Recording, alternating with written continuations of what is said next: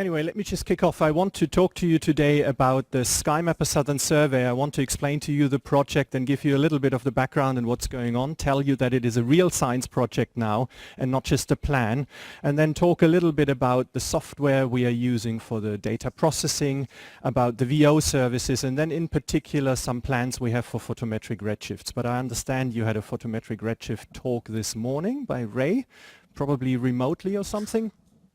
Because I don't see him here. All right, what you see here in this picture is the SkyMapper telescope as it exists today under the Australian night sky. SkyMapper is a 1.3 meter telescope. It's a dedicated survey telescope in a fairly small dome that has just about 6 meters diameter. It was built for that project, just like the Sloan telescope really, to carry out a survey of the entire southern hemisphere, 21,000 square degrees. So as opposed to Sloan, we are including the galactic plane.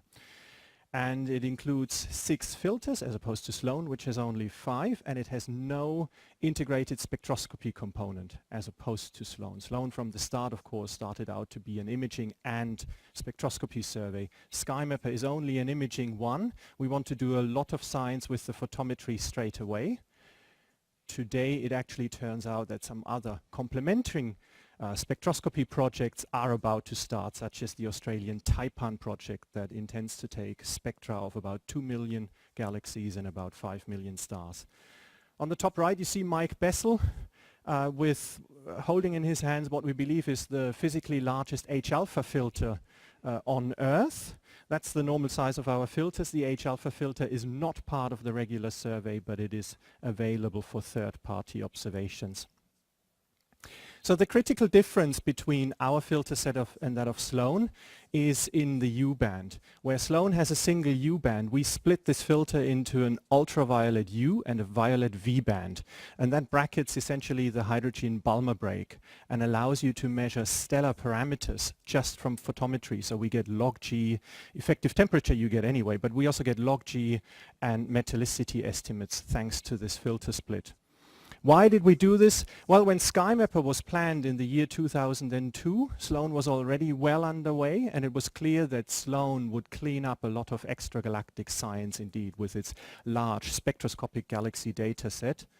So in SkyMapper it was decided in order to open up some new discovery space, we're going to go after the stars in the Milky Way instead, because the galaxies in the south presumably are the same as in the north if the universe is isotropic.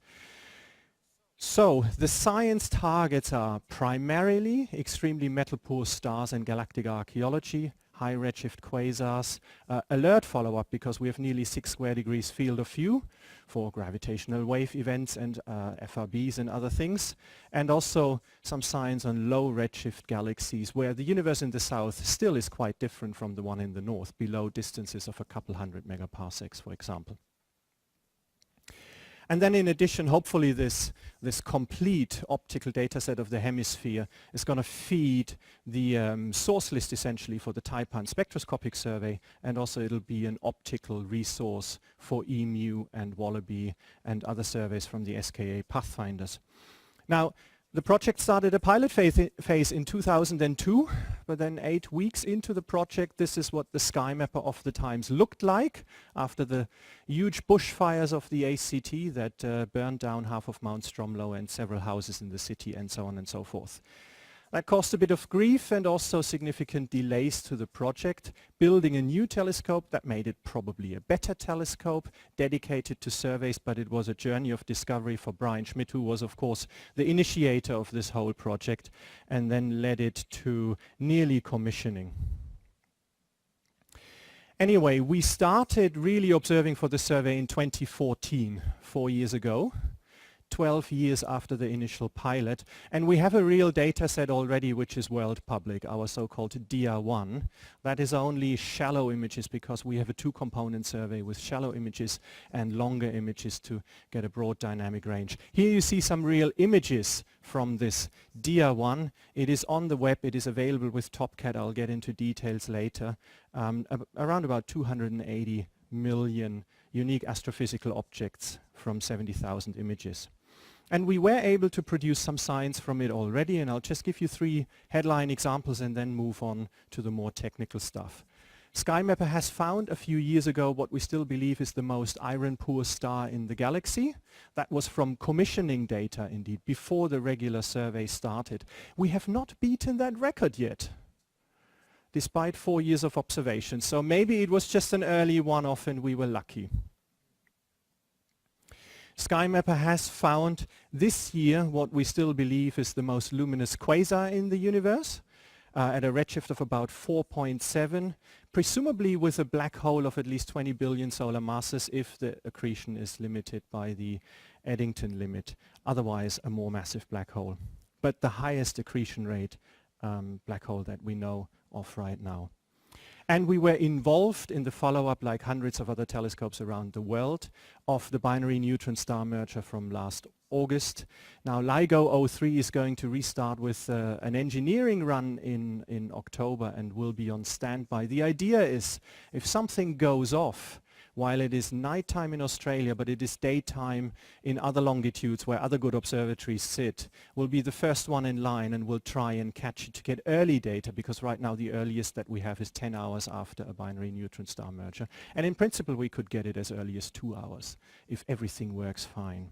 So that's what we're hoping to do during 03 and make a contribution there. Now, more about technical aspects. So, much like in Sloan, we have our datasets available as images and tables. The tables are SQL in an SQL database with tables of all the images we have, measurements, a distilled list of astrophysical objects where we combine all the multiple measurements and so on and so forth.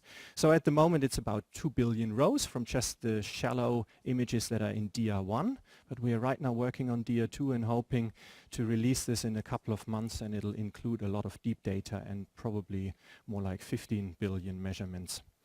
We locally host copies of other external survey catalogs such as Allwise, Galaxies and so on, and we have pre-cross-matched them already so that you can do simple SQL table joins and you don't need to do on-the-fly cross-matching based on the positions. Now, if you don't like the cross-matching, then you have to do your own and you can use your own algorithms. For surveys that have similar spatial resolution, it's vaguely straightforward if they are all sort of in the optical, infrared and ultraviolet. Of course, when it comes to the radio, this becomes an astrophysically challenging question. But here with the tables I'm mentioning here, it's straightforward. The exception being Gaia, because it has higher resolution and sometimes sees multiple sources where we see just one. And then it's not straightforward how to cross-match it. And what we offer at the moment is the simple nearest neighbor cross-match. And it may be wrong in the case of Gaia. We also host a bunch of spectroscopic tables from larger surveys. And all this data is accessible through VO-compatible access points, including ADQL catalog queries, where you can do a full catalog search with all your criteria, as you know it from the Gaia releases, the Sloan releases, and so on. You can do a basic cone search, and you can do image cutouts up to a certain size limit of about 10 by 10 arc minutes. And these services are discoverable in TopCat, so you can go and find them and then use them with TopCat or integrate them into your own software tools that just draw data from us as your software tool needs it, as you wish. But for more intuitive exploratory investigations, you can use our website. On that website, all these query functions are available as well. And on the website, there is also, that's a brand new thing, is a spectrum viewer. Currently, we hold copies of the FIT spectra from the 60F survey, about 120,000 galaxies or some such.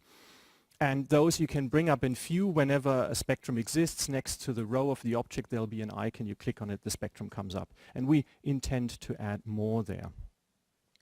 Now, just to remind you of the power of ADQL queries in other people's data sets. Here is perhaps the simplest case of making a little bit of a scientific discovery. We probably know about changing look AGN, changing look quasars, or changing look Seyfert galaxies, which change from type 1 to type 2 or back within a few years' time, meaning that basically the broadline regions appear or disappear. And here you see two spectra, one from 20 years ago and one recently taken by the ANU 2.3 meter telescope of the same object, and we can see a Seyfert-1 has changed into a Seyfert-2 over the course of 20 years. Now, about a year ago, roughly 10 such objects were known. Now this field is exploding, and of course last year we tried to make a contribution as well. So we had a copy of the Hamburg ESO survey's Quasar and Seyfert-1 galaxy catalog pre-cross-matched in our DR1 database. So all we did was we issued this simple ADQL query, select objects from the Hamburg ESO survey Quasar list and join them on with the cross-matching that's provided, and require essentially that the data are clean. This is what most of what the first two criteria mean. And then that it's low redshift, so it's not a distant quasar, which is genuinely having strong variability without changing type, and requiring that it's faded after taking calibration into account by more than 1 magnitude. That's all we did. Outcome 5 candidates on the sky, which we followed up 4 changing look quasars. There might be more that could be easy to discover, but a lot of the scientific progress, of course, as we know, is hard work, even when you have a big new data set available. So our SkyMapper data access point is a node of what we call the All-Sky Virtual Observatory. That's actually a purely Australian project at this stage. Maybe we should call it the Australian Sky Virtual Observatory, but it wasn't up to me to decide that. And this network has a few nodes which actually developed all independently, only with the grand vision of bringing them together eventually. And now we're hitting that point where we kind of have to bring them together so that it's really an ASVO and not just a few different groups all doing their own thing. And that's quite a challenge, it turns out. Anyway, the nodes that we have are the SkyMapper node, offering this at the moment DR1 and later DR2 with imaging, photometry. Then there is a node from the AAO Data Central. AAO is now not anymore called the Australian Astronomical Observatory, but it is now Australian Astronomical Optics, after Australia joined ESO and there was a restructuring necessary, and it's not run by the government anymore, by the universities instead. But they have a software group, and they have a VO node. Mostly this node contains the spectral archive from the AAT, and they are working through the various survey data releases to bring them into a common format and make them available through their portal to the whole world. But going from sort of a raw archive to products that you can easily access and providing all the interfaces for that. For example, there is also the integral field spectroscopy of SAMI on there. There's quite a bit of development involved in the front ends and figuring out how users are likely to use this. So that's the spectroscopy. Then there is a node called TAO, Theoretical Astrophysical Observatory, but this is mostly semi-analytic simulations from the Croton et al. Group at the moment. And nodes are being built up for the MWA and ASCAP. And so we are at this point where we need to bring them together in a meaningful and interesting way. And interoperability is the key word that's leading us right now. Combining the data from the different nodes seamlessly, that's the challenge. For a long time in Sloan, you were able to look at spectra and of photometry of the same objects within one framework, and this doesn't exist at the moment, right? Because AAO and SkyMapper are not yet integrated, but it's something we're working on this year and next.